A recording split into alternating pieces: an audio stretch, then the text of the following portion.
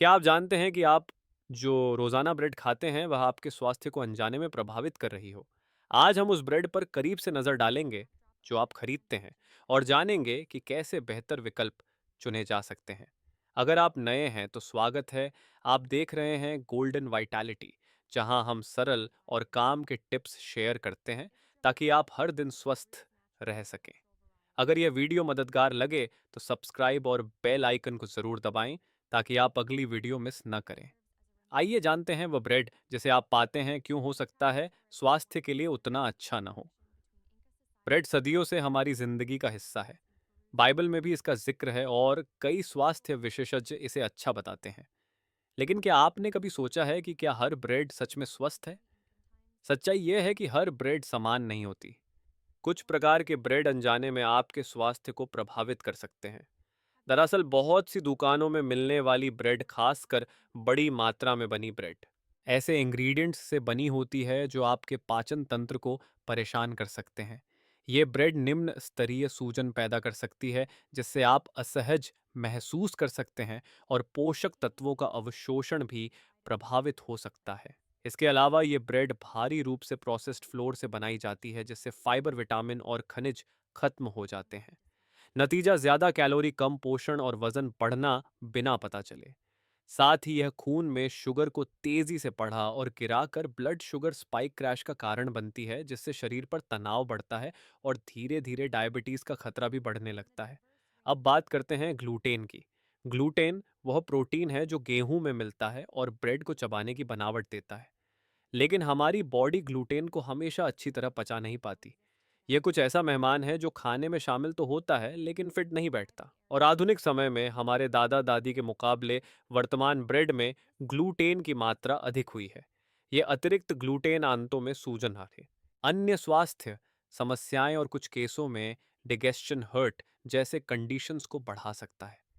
कुछ लोगों के लिए ग्लूटेन गंभीर समस्याएं पैदा कर सकता है। यह शरीर की पाचन प्रणाली पर हमला करता है, दर्द देता है और पोषक तत्वों के अवशोषण में बाधा डालता है। साथ ही यह इम्यून सिस्टम को भ्रमित कर सकता है और थायराइड समस्याएं जैसी स्थितियां उत्पन्न कर सकता है, जो आजकल अधिक आम होती जा रही हैं। लेकिन चिंता न करें, मैं यह नहीं कह रहा कि आपको ब्रेड छोड़नी ही पड़ेगी। अच्छी खबर यह है कि हेल्दी ब्रेड विकल्प मौजूद हैं, जो स्वादिष्ट भी हैं और जो आपको अपराध बोध भी नहीं देंगे। अगली वीडियो में हम इन विकल्पों की चर्चा करेंगे, तो जरूर बने रहें। क्या आप सामान्य ब्रेड के स्थान पर हेल्दी विकल्प ढूंढ रहे हैं? चलिए कुछ ऐसे विकल्पों को देखते हैं जो स्वस्थ और स्वादिष्ट दोनों हैं। पहला परिचय है एनकॉर्न फ्लावर से। यह एक प्राचीन अनाज है जो आधुनिक गेहूं की तरह अधिक संशोधित नहीं हुआ है। निष्कर्ष, हर ब्रेड समान नहीं है, कुछ आपकी सेहत को प्रभावित कर सकती है। प्रोसेस्ड फ्लोर से ब्रेड, कैलोरी अधिक, पोषण कम। ग्लूटेन की अधिकता सूजन और स्वास्थ्य समस्याओं का कारण हो सकती है। लेकिन चिंता की बात नहीं, स्वस्थ ब्रेड विकल्प मौजूद हैं, जैसे एनकॉर्न फ्लावर। आगामी भाग में हम जानेंगे कि कैसे आप इन विकल्पों को अपनी रोटी वाली डाइट में शामिल कर सकते हैं। एनकॉर्न में ग्लूटेन कम खिंचाव वाला होता है, जिससे यह फ्लैट ब्रेड या साधारण लोफ्स के लिए उत्तम होता है। खास बात यह है कि बहुत कम लोगों को इसके पचने में दिक्कत होती है, क्योंकि इसका ग्लूटेन आसानी से पच जाता है। इसके अलावा एनकॉर्न में स्टार्च के कारण ब्लड शुगर में तेज वृद्धि नहीं होती, इसलिए खाने के बाद सुस्ती महसूस नहीं होती। इसकी अनुवंशिकी औद्योगिक गेहूं से बिल्कुल अलग है, इसलिए यह आपके स्वास्थ्य की रक्षा के लिए एक बेहतरीन विकल्प है। अब बात करते हैं प्राकृतिक खमीर से बने ब्रेड की, जिसे सोरडो भी कहा जाता है। यह ब्रेड जंगली खमीर से धीमी किण्वन प्रक्रिया के जरिए बनाई जाती है, बिना किसी वाणिज्यिक खमीर के। इससे न केवल इसका स्वाद अनोखा होता है, बल्कि यह फाइटिक एसिड को भी तोड़ देता है। फाइटिक एसिड एक प्राकृतिक यौगिक है जो जिंक, आयरन, मैग्नीशियम और कैल्शियम जैसे खनिजों से जुड़कर उन्हें अवशोषित होने से रोक सकता है। किण्वन के कारण फाइटिक एसिड कम हो जाता है, जिससे आप अपनी ब्रेड से अधिक पोषक तत्व प्राप्त कर पाते हैं। एक और फायदा यह है कि सोरडो ब्लड शुगर को तेजी से नहीं बढ़ने देता, जिससे भोजन के बाद हल्कापन महसूस होता है। अंत में स्प्राउटेड ब्रेड भी एक विकल्प है जिसे आजमाना चाहिए। यह ऐसे अनाजों से बना होता है जिन्हें अंकुरित होने दिया गया हो, जैसे इजीकियल ब्रेड। इसमें फाइटिक एसिड कम होता है, जिससे आपका शरीर खनिजों को बेहतर ढंग से अवशोषित कर पाता है। यह फाइबर और प्रोटीन से भरपूर होता है, जो पाचन में मदद करता है और भूख को नियंत्रित रखता है। सॉurडो की तरह यह भी ब्लड शुगर को तेजी से बढ़ने नहीं देता, इसलिए खाने के बाद आपको अच्छा महसूस होगा। क्या आपने पहले कभी सोरडोग या आइन कॉर्न ब्रेड ट्राई की है? मैं आपके अनुभव के बारे में कमेंट्स में जानकर खुश होऊंगा। ब्रेड हमेशा एक जैसा नहीं बनता। देखिए, अमेरिका और यूरोप में यह कैसे अलग होता है। क्या आप जानते हैं कि फ्रांस जैसे छोटे देश में लगभग 30,000 बेकरी हैं, जबकि अमेरिका में सिर्फ लगभग 3,000? यह स्पष्ट संकेत है। क्या आपने कभी सोचा है कि अमेरिकी और यूरोपीय ब्रेड का स्वाद इतना अलग क्यों होता है? और क्यों इसका आपके स्वास्थ्य पर भी अलग असर पड़ता है? यूरोप में ब्रेड अक्सर हस्तनिर्मित कारीगरी का हिस्सा होता है, जहां गुणवत्ता और परंपरा को प्राथमिकता दी जाती है।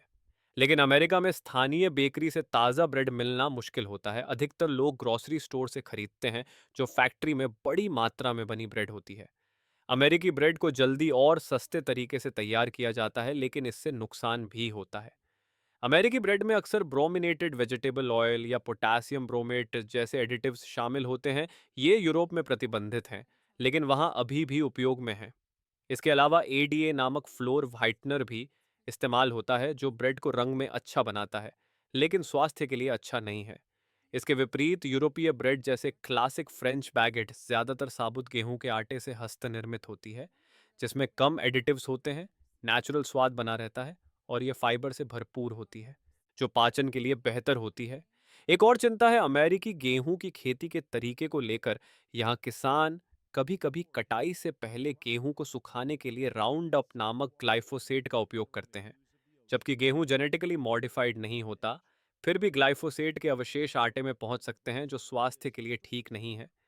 साथ ही जब ब्रेड को फैक्ट्री में उच्च तापमान पर बेक किया जाता है, तब इसमें अक्राइलेमाइड बन सकता है, जो कैंसर से जुड़ा हुआ पाया गया है। यह सब मिलकर अमेरिकी ब्रेड को यूरोपीय तुलना में कम स्वास्थ्यवर्धक बनाता है। लेकिन यहाँ एक सरल समाधान है, घर पर ब्रेड बनाना। ये उतना मुश्किल नहीं है जितना लगता है, और ये एक शानदार तरीका है ये नियंत्रित करने का कि आप अपनी रोटी में क्या डालते हैं। अगर आप इनमें से किसी बात पर हैरान हैं, तो इस वीडियो को लाइक करें। मैं जानना चाहूँगा कि क्या आप इस विषय पर और जानना चाहेंगे? अगर आपके पास घर पर ब्रेड नहीं बनाने का समय है, तो कोई बात नहीं, दुकान से खरीदना भी ठीक है। लेकिन जब आप सुपरमार्केट की अलमारियों पर खड़ी ढेर सारी ब्रेड देख रहे हो, तो उसमें से वो ब्रेड कैसे चुनें जो स्वादिष्ट और स्वास्थ्यवर्धक दोनों हो? चिंता मत कीजिए, ये उतना मुश्किल नहीं है जितना लगता है। एक बार जब आप लेबल पढ़ना सीख जाएंगे, तो आप प्रो की तरह हेल्दी ब्रेड चुन सकेंगे। मैं आपको एक एक कदम बताता हूँ। यह कोई बड़ी बात नहीं है, वादा करता हूँ। सामग्री सूची आपके सबसे अच्छे दोस्त की तरह है। यह बताती है कि उस ब्रेड में क्या है। एक सरल टिप: छोटी सूची बेहतर है। छोटी सूची आमतौर पर बताती है कि ब्रेड जंक फूड नहीं है। अगर शीर्ष पर ब्लीच्ड फ्लोर या रिफाइंड फ्लोर लिखा है, तो उसे वापस रख दें, उनसे पोषण गायब हो चुका होता है। इसके बजाय उन ब्रेड को चुनें जिनमें व्होल व्हीट फ्लोर या व्होल ग्रेन फ्लोर पहले स्थान पर हो। उनमें फाइबर भरपूर होता है और ये आपके लिए बेहतर होते हैं। अब बात करते हैं एडिटिव्स की। क्या आपने कभी जटिल शब्द जैसे कैल्शियम प्रोपियोनेट या मोनोग्लिसराइड्स देखे हैं?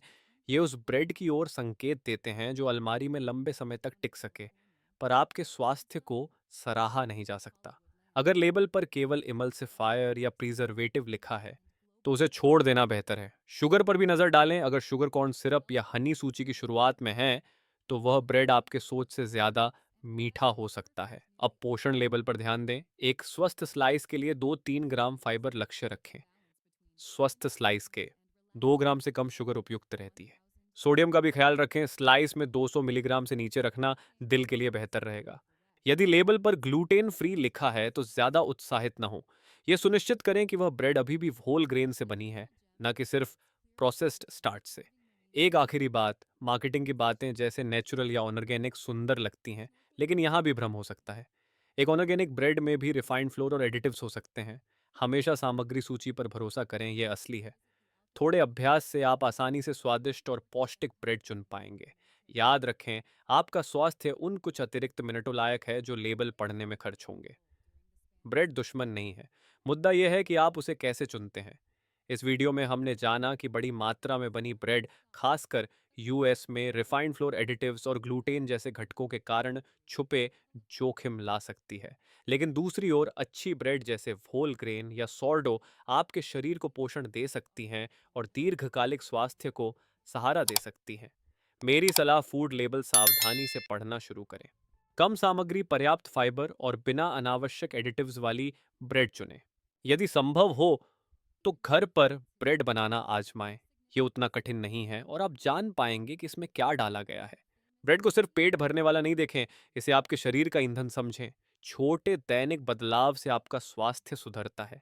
आज एक स्लाइस फाइट ब्रेड की जगह होल ग्रेन या सोरडो चुनने की कोशिश करें, आपका शरीर आपका धन्यवाद करेगा।